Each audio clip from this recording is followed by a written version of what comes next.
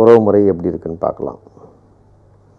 ஆனால் இந்த அண்ணன் தம்பி உறவு முறை வந்து ஓரளவுக்கு இப்போ வந்து கொஞ்சம் கொஞ்சமாக இல்லாமல் போயிட்டுருக்குது. காரணம் என்ன அப்படின்னா, ஒரு குழந்தை அப்படின்னும்போது அண்ணனும் கிடையாது, தம்பியும் கிடையாது.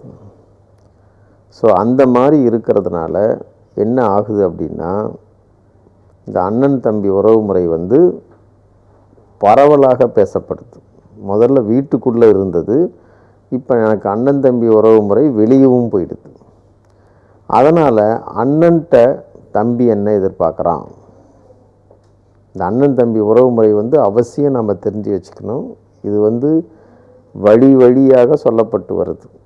அண்ணன் என்ன சொல்கிறாங்க, தம்பி என்ன சொல்கிறாங்கன்னு சொல்லிட்டு நாம் என்ன பண்ணுறோம் அப்படின்னம்னா, அண்ணன்றவன் வீட்டில் மூத்தவன், அவன் வந்து தம்பிகிட்ட என்ன எதிர்பார்க்குறான். இப்போ இதே வந்து வெளிநாட்டிலலாம் என்ன பண்ணிகிட்ருக்காங்கன்னா, சிப்ளிங் ரைவல்ரின்னு ஒன்று வச்சுருக்குறாங்க. சிப்ளிங் ரைவல்ரினா சகோதரத்திற்குள்ளே இருக்கிற ஒரு பொறாமை போட்டி. இப்போ வந்து அண்ணன் தம்பிக்கு இடையில தான் போட்டி. இந்த மாதிரி சிப்ளிங் ரைவல்ரி இருக்கும்போது இதை பற்றி நாம் தெரிஞ்சு வச்சுக்க வேண்டியது அவசியமாகும். அண்ணன்ட்ட வந்து தம்பி என்ன எதிர்பார்க்குறான்னா, அந்த டிப்பிக்கலாக நம்ம சொல்கிறோம் இல்லையா, தம்பி உடையான் படைக்கு அஞ்சான். ஏன் அப்படின்னா, அண்ணன் சொல்கிறத தம்பி கேட்கணும். ஏன்னு கேள்வி கேட்காத அளவுக்கு கேட்கணும். இது சரியா தப்பான்னு தம்பி கேட்டான்னா உறவு போயிடுச்சு, அவ்வளோதான்.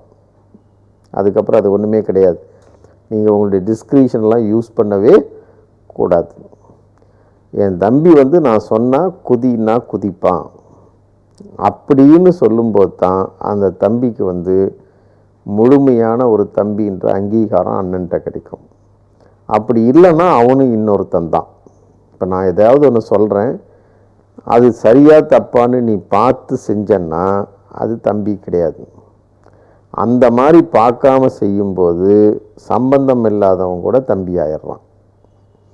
இதைத்தான் வந்து நம்ம வந்து அண்ணன் தம்பி உறவு முறையில் வெளியே சொல்லிகிட்டு இருக்கிறோம்.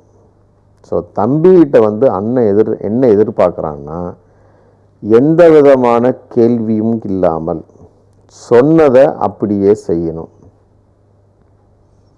பாதுகாப்பாகவும் இருக்கணும், நான் சொல்கிறத நடைமுறைப்படுத்தணும். இதைத்தான் அண்ணன் வந்து தம்பிகிட்ட எதிர்பார்க்குறான்.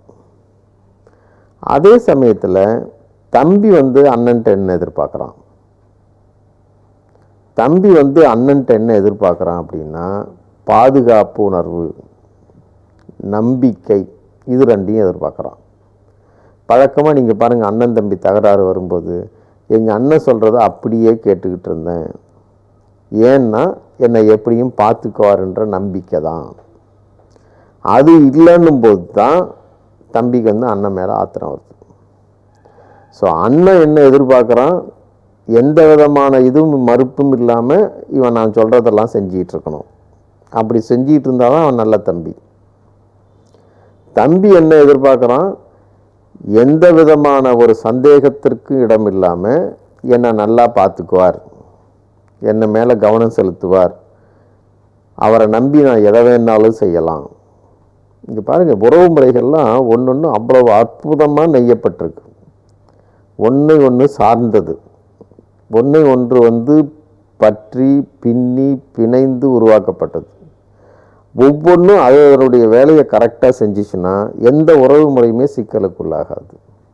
இப்போ கேள்வி கேட்குற தம்பி வந்துட்டான், அங்கே அண்ணன் தம்பி உறவு கெட்டு போயிடுது.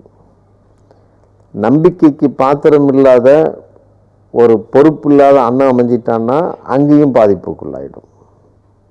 ஸோ அண்ணன் வந்து என்ன எதிர்பார்க்குறான்றதை தம்பி புரிஞ்சிக்கணும், அதை அவன் முழுமையாக செய்யணும்.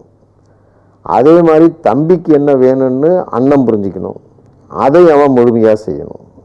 இது ரெண்டும் செஞ்சுக்கிட்டு வரும்போது அந்த அண்ணன் தம்பி உறவு வந்து மிக மிக அருமையாக இருக்கும். இதை எதை சொன்னாலும் கேட்பான்றது இன்றைக்கி என்ன, அந்த காலம் மாதிரி என்ன சண்டைக்காக போயிட்டுருக்குறாங்க. இப்போலாம் யாருக்கிட்டையும் சண்டைக்கு போகிறதில்ல.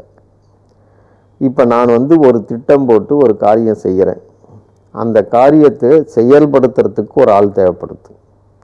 அது என்ன ஏதுன்னு சொல்லி விவரமாக செயல்படுத்தினேன் அப்படின்னா அந்த திட்டத்தினுடைய ரகசியம் வெளிப்பட்டு போயிடும். அந்த செயலினுடைய விரிவாக்கம் என்னன்னு தெரிஞ்சு போயிடும். இது மூணாவது மனுஷனுக்கு தெரிஞ்சு போச்சுன்னா அதை அவன் செயல்படுத்திடுவான். இது இன்றைக்கி இன்றியமையாத ஒரு வாழ்க்கையின் ரகசியம். ஸோ நான் என்ன சொல்கிறேன், என்ன மனசில் நினச்சிக்கிட்டு இருக்கேன்றத கேள்வி கேட்காம செயல்படுத்தினான்னா நான் நினைக்கிறது நிச்சயமாக நடக்கும்.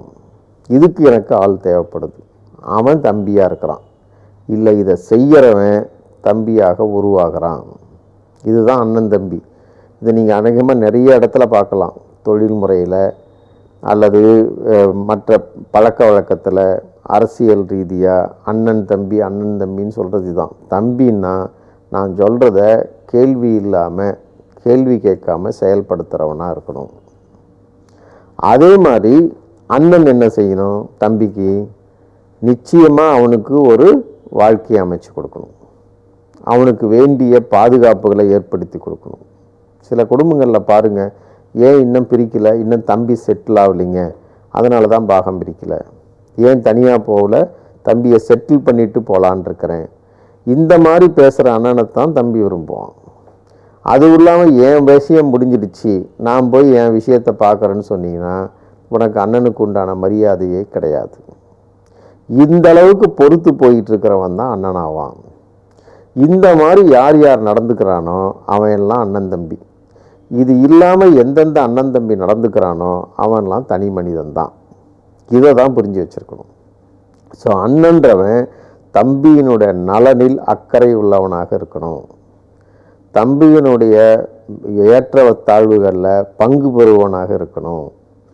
அதுலேயும் தம்பிக்கு பாதிப்பை உண்டாக்காத அளவுக்கு இருக்கணும். அப்படி இருந்தால் தான் அந்த அண்ணன் மேலே தம்பி அவ்வளவு பாசத்தோடு இருப்பான். இந்த எதிர்பார்ப்புகளும் இந்த விதமான ஒரு செயல்பாடுகளும் முழுமையாகவும் இருக்கணும்.